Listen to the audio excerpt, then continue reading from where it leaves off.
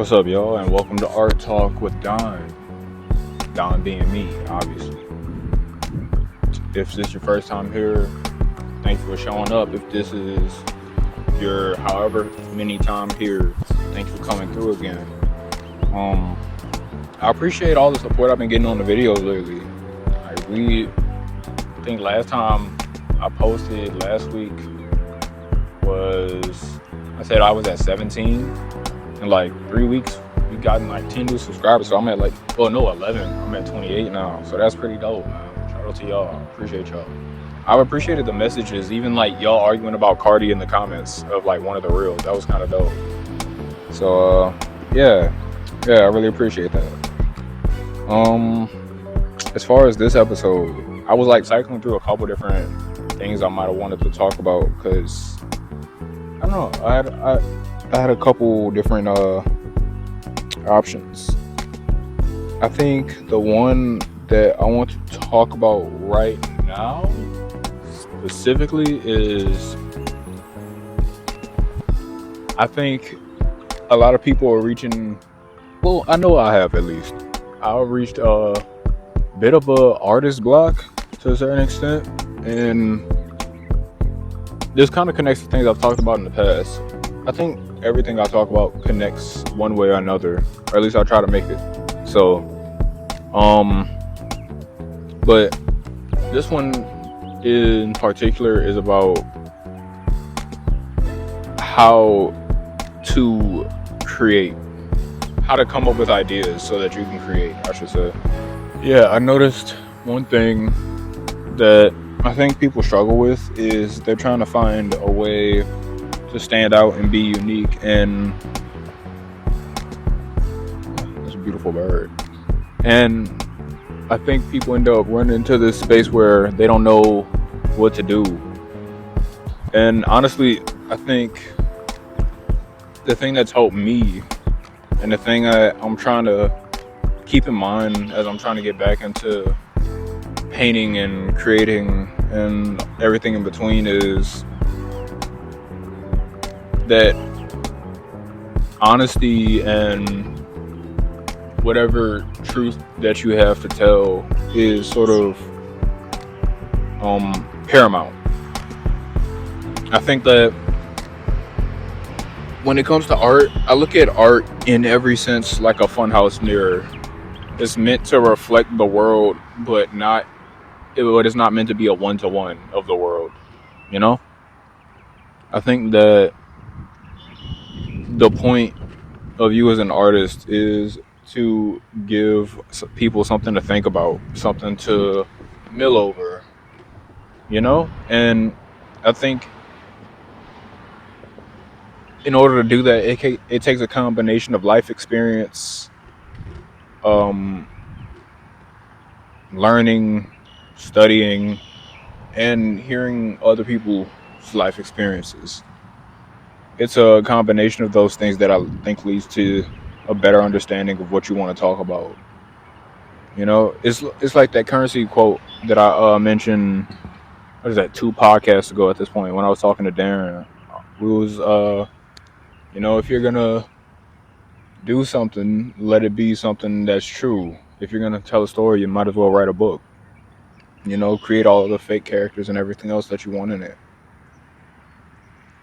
And I think one thing that I did, at least in the past, is I used a combination of like the different fears that I was having at the time. You know, I was recently graduating college, and so many things were changing for me. You know, you go from being in school for the first 20 something years of your life to no longer having school as a part of it, and with that comes a regiment and tasks that you're assigned and different things that you have to do. And once you lose that, you kind of have to figure out how to fill in all this extra time that you have now. You know, you have to give yourself a purpose of sorts, and I know that can become really difficult for not just me but for other people, and I thought that was reflective in like the people I was talking to as well. And so I made a series of pieces with the friends that I was talking to about this, and I used them as the models for it. And I'll put like the different pieces on screen so that you can see what I'm referring to. But my overall point in all that is, I was using things that I was really going through, and there were either other parts of that that I didn't even really tell them about. Like, I use a lot of my friends in my art because one thing I've learned is like friends can come and go, and that's my way of like holding on to memories of people. Putting them in the things that I have.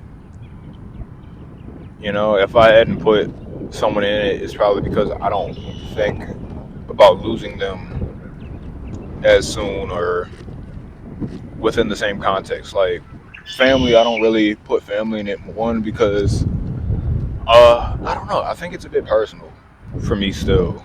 It's a bit too personal for me still, and I'm working on that, and I'm working towards that. But at the same time, I don't see myself losing family in the same way. Though it's also possible. But I don't know. Friends, it feels a lot more. It feels a lot more impermanent. Like people could move away, and then people could just grow apart naturally. And I was getting that sense from like certain friendships and whatnot that things were becoming more distant. And so I wanted to at least make these pieces before I reached that point, so that way I had something to hold on to. And I'd done it in like most of the pieces I made that year. Outside of that, I typically just do self portraits because a lot of what I'm talking about in my art is reflective of me. And so I usually whatever like person I have in like the portrait, typically I'm using as a standpoint, as a stand-in, excuse me, for the overall point I'm trying to get across. And uh it's someone I probably had that conversation with about said topic. And I've explained them sort of the ethos behind the piece and all that, and we've had those conversations. It's a lot of like groundwork that comes into me making the pieces, other than just coming up with the idea. Because then I want to come up with like how I'm going to format it, how am I going to get my point across, what sort of imagery, symbolism am I going to use. you know do I use words, do I not use words, how much of it is narrative driven, how much of it is grounded in a reality versus how much of it is uh, supposed to be sort of ethereal.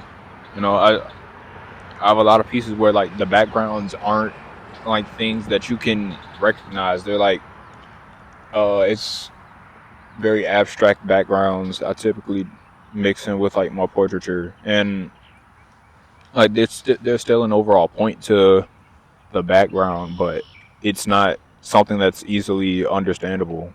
You know, like I'll pull up another photo of a piece I did where I think the point of the background means a lot more than where the point of the background means a lot more than people probably realize.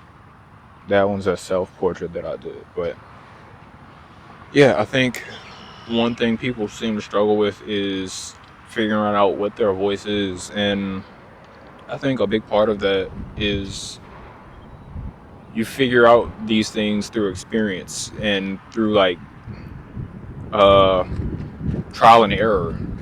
Like I think a lot of it is gaining that confidence to believe that you have something to say, and realizing that you know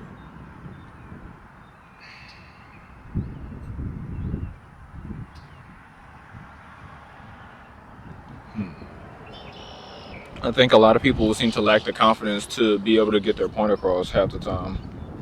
A lot of people feel like they don't have anything to say because the only art that they see is reflective of a life that they didn't live necessarily. Like, I think one of the weirdest things is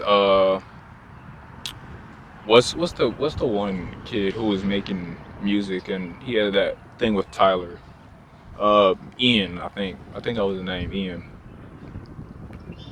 And I personally agree with Tyler, just to be frank. But I think the issue with the Ian thing more than anything is like he's rapping from a perspective that I don't think he identifies with whatsoever, and that's why it's so easy to tell when it doesn't feel legit. Because you're talking about something that you don't understand. Like the reason Earl works is because you can genuinely tell Earl speaks from a perspective that is his. You know, the reason that uh who's a good artist to reference here, let me see if I can find her, because I'm terrible at remembering names on the spot, but y'all have realized this at this point. Oh, matter of fact, I have a perfect example. I remember back when I did the podcast with Andre, episode 2, I think it was. Yeah, episode 2. We were talking about how the he had did the piano. He painted the piano for Sing for Hope down here in New Orleans. And First, I want to explain the design that I did. okay. Um, I did it in the idea of anti gentrification and pointing out the tourism in New Orleans. Mm, Um, so it's structurally or visually painted as the Cafe du Monde with okay. like two murals on the side, and Hmm. there's a youth jazz band in the front. Okay. And the design was gonna have a lot more on it, but time wise, I had to Right. cut Time back on that. constraints. Yeah, but so the concept and the idea is anti-tourism, pointing out how post Katrina and even before Katrina, New Orleans was very it was very coined. It Hmm. was very coined upon. I described it in my not in my thesis in my essay that I wrote for the design. It was like if New Orleans is the beating heart of America, then it explains it such as so. If the entire city was built on the backs of enslaved African Americans, the culture is coined upon, and it is a party every single year where everybody around the world comes in and drinks to their heart's content Hmm. and leaves it trashed and riddled. Yeah. And that was my idea of how my design should be. It's a visually identifiable place for tourists to come to, Hmm. and they learn and recognize that this is actually something, this is a message that needs to be heard. Yeah. I remember in episode 2 of Art Talk with Andre, we were talking about how he did the paintings for the piano for Sing for Hope, and he was referencing how a lot of New Orleans culture has been commodified to be palatable for tourists, and so it makes tourists feel comfortable to come down here and sort of, what's the word I want to use? I don't know.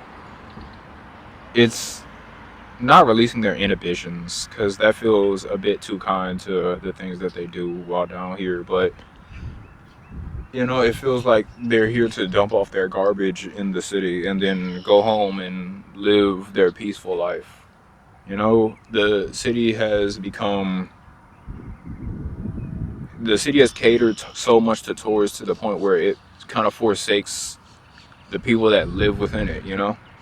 Like for instance, during the Super Bowl, the way they displaced a lot of homeless people that live downtown, and so they were all sort of just uprooted from the place that they had been able to settle into. Like some people had jobs and were coming back from their jobs and realizing all their stuff was gone and realizing that they had to start all over.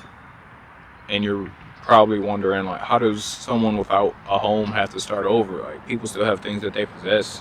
People make homes out of what they can. And to lose all of that without even being given any warning is so disheartening. And that was reflected in his work, you know? If you look at it, I'll put up another picture. This one's probably going to be my most picture heavy podcast, but I think it's good for it to get the point across. So, yeah, I mean, what are things that you have an issue with in the world, maybe? What are things that inspire you? Like, there's always something. You don't have to be a person that comes from some sort of tragic background in order to have something to say necessarily. Now, I think it should make you careful of how you say things and what you say, because there are people who have these experiences that you may not have that are reflected that are reflected in the things that you might do. And so you need to take that into consideration, which is why I say you need to talk to others, you need to study, you need to learn. Art isn't just something that you do for fun necessarily. It's something that if you do it properly, or at least my definition of properly, it's something that you can grow from and develop as a person as well. I don't think you do something as transformative as art properly and take nothing away from it. I think that if all you do in art is not necessarily have fun, but if all your art is sort of gluttony and excess and just doing things for the sake of doing them, then I don't know. We just disagree philosophically. But yeah, I think that a lot of it is just the need for confidence. A lot of it is just the need for experience. Experience builds confidence. Confidence makes you better, whether you realize it or not. Just the simple fact of believing in yourself and believing in your abilities helps you improve so much because it opens your eyes up to what's possible. And a lot of people are sitting there like, what do I have to say? Dude, I man, just a year ago, I was thinking about doing a podcast, but I was like, man, so many people do podcasts, and it's like really everyone doesn't have something to say. Everyone doesn't need a perspective given. Everyone doesn't have to talk. And I don't know. I think the thing that changed this is I started looking at this more for me. It's just a way to get my thoughts out there and get where I'm sort of. It's a way to record and keep track of myself and keep progress and make sure that uh, I can look back on this and be like, yo, this is me X amount of years ago or X amount of months ago, and I've been able to do X, Y, and Z since. One thing that I've really done as far as this sort of new piece I'm working on, because I'm trying to develop a series, which, hey, I'm going to start doing updates again on the stuff I was talking about a couple episodes ago, like episode 3, I think, where I was referring to trying to build towards having a show, like start building up a show for myself. And I think that one of the first steps I wanted to do was make sure that I am actually making art that I can submit as a whole series in order to have a show for, instead of just going to people and asking for the opportunity with nothing to show for it, or going around looking for space and they're like, okay, what are you going to do, and having nothing to do. I want to have all my ducks in a row, if that makes any sense. So back to the series I was referring to. My plan is to have a series about masking and sort of people hiding their true selves in their day to day.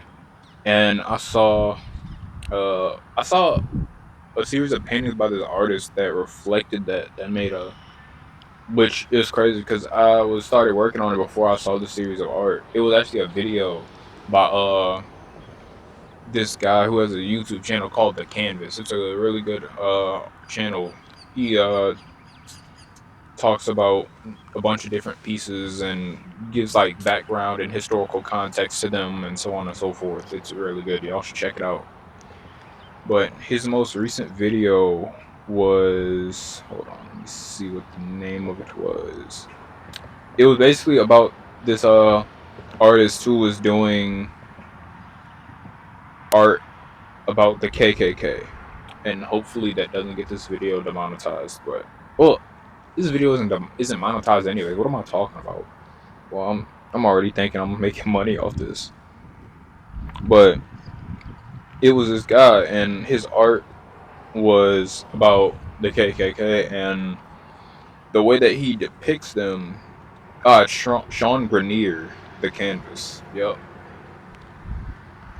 And so the way that he depicts them is it's them, but they're doing everyday normal tasks, and they're interacting, and they have friends and all this other stuff, and they're not there. There's like things that like are there's iconography that's representative of them, but it's not necessarily showing them in the midst of like clan activities, whether that be like lynchings, mobs, whatever, you know.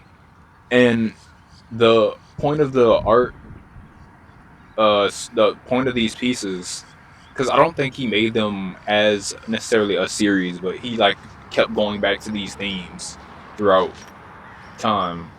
And the point of these works was this idea that like we look at racism and racists and people like the KKK, and we think of them as these monsters and these animals, which they are. You know, the things that they believe and the things that they do are terrible, but they're also like the police. You know, like especially in the '90s, it was like what 40% of what is it? White American men were part of the KKK. I think that was the correct percentage, and like a big portion of the police departments were part of the KKK and probably still are. And the point is that these are people that you see every day. These could be like your cousins, your uncle, the people that you see at church, the people that you see when you're going to the movies. It's people that are living regular lives, but then they have this side of them that's so heinous and so evil, and you know. So it's supposed to be reflective of the fact that these aren't boogeymen. These are people that you see every day, but you're not able to even tell until they do such things, which can be applied to a multitude of things, whether that be like the abuse of women and children,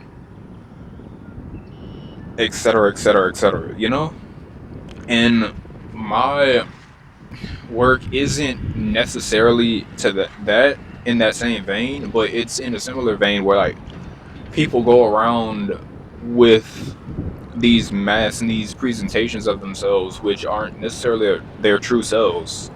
And even in places like an AA meeting where the whole thing is like you're supposed to be as honest as possible because there's a level of anonymity to it. People still have these guards up, and they're still part of themselves that they won't reveal necessarily, you know?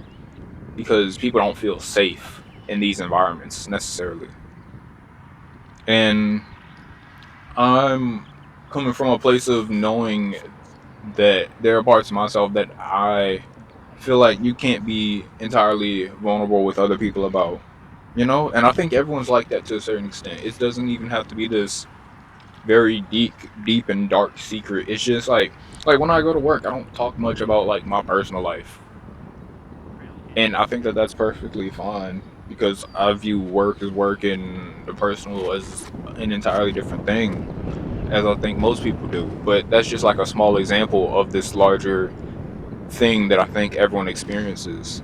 And so that's my plan for at least like that's my plan for like the series, and hopefully no one steals this idea and like does it twice as fast and whatever. But at the same time, this is my perspective, so you can't recreate my perspective, so it doesn't even matter, you know. I'm gonna try and get a picture of these people on this horse. One thing about living in New Orleans, you're gonna see a good amount of people just riding horses through the city casually. you're gonna see a lot of things casually that you wouldn't see other places. But yeah, it's always a fun time. But yeah, that's just a little short conversation. You know, uh, I think I'm gonna probably wrap it up here. But yeah, man, just find your perspective, find your truth, find the thing that you want to get across to people, and be confident in saying that. But also be confident in the idea that you could be wrong. You don't doesn't mean that your perspective is the correct perspective. It just means that it's yours. And people change and mold themselves over time. So don't be afraid to like put out the idea and then wait for it to come back. Wait for the response to come back. Obviously don't be like intentionally incendiary. I'm not saying to go out of your way to like rile people up, but find something that you feel matters to you and speak on it. Yeah, that's everything though. It's been Art Talk. It's been Don. You know, the stuff. Like, comment, subscribe, and we out.